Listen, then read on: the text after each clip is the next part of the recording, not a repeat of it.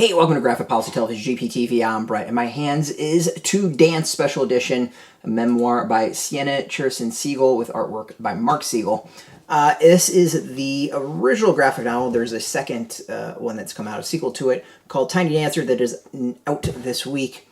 So I wanted to do this one first since we've never covered it, and it's the first one released, so it feels rather appropriate that this is where you start. So this is a true story. So this is about Siena Siegel's life as a ballet dancer. It goes through her youth and kind of up to, I think, about 18-ish, and her experience in ballet. This is a graphic novel that's geared towards younger kids. I would say probably like 8 to 14-ish, somewhere around there, maybe a little bit younger.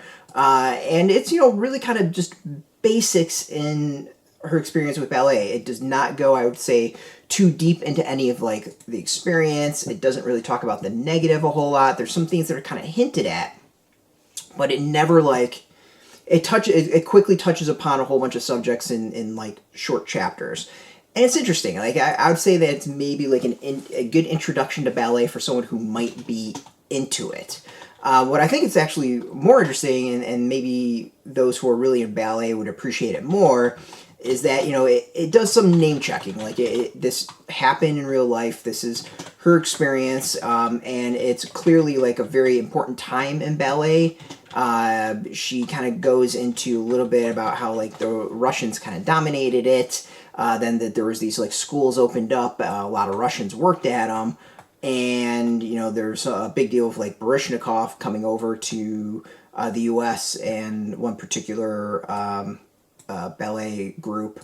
So it's like clearly a really important time for ballet, it feels like, but like none of that is explored too much. I mean, this all feels like very surface, kind of a quick notes as to like her life and experience. And that way I kind of think it falls a little bit short. I actually would maybe have liked to see a little more depth into some of these areas, maybe talk about some of the actual experience of ballet a bit more. It's all very positive, like, none of the negatives I think are really talked about, and she might have not experienced those, so that might not be a thing, but it just kind of feels like a little bit washed over and positive in an odd way. Like there's very little conflict, it seems like. The only conflict that seems to really exist in the graphic novel is her parents' marriage falling apart, and I do think it's kind of interesting in that she dives and controls her life. It feels like she controls her life through ballet as her life spirals out of control elsewhere.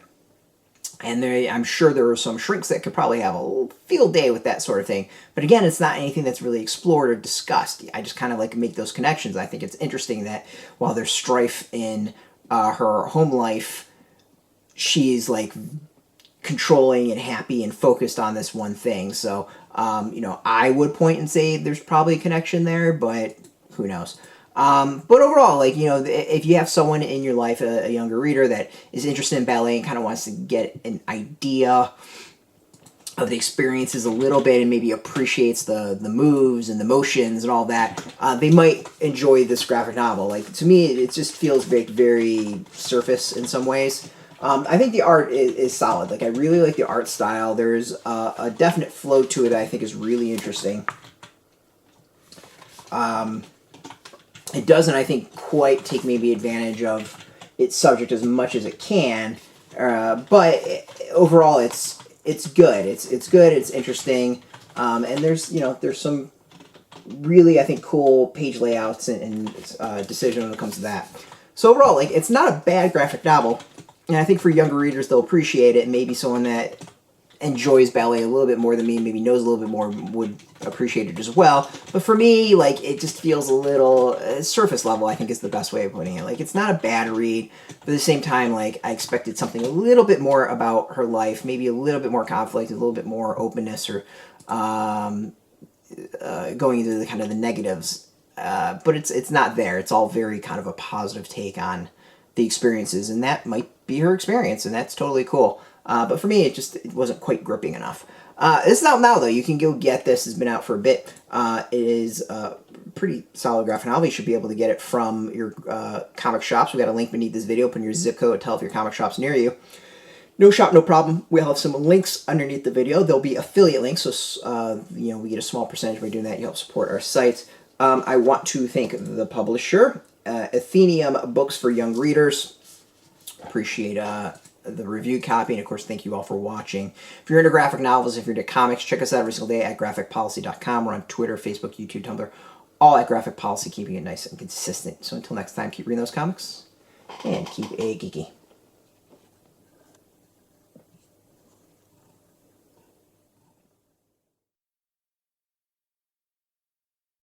Hey, thanks for watching the previous video from Graphic Policy Television. Just by watching, you help support our site. Thank you so much. Now, if you're watching these videos, you probably care about geeky things like movies, television, comic books, toys, games, video games, you name it. You can go and subscribe right now to our YouTube channel to stay in touch and catch all the new videos, or check out our website at graphicpolicy.com. There's a nice link on this end of the video. But as always, thank you for watching. Keep on rocking and keep it geeky.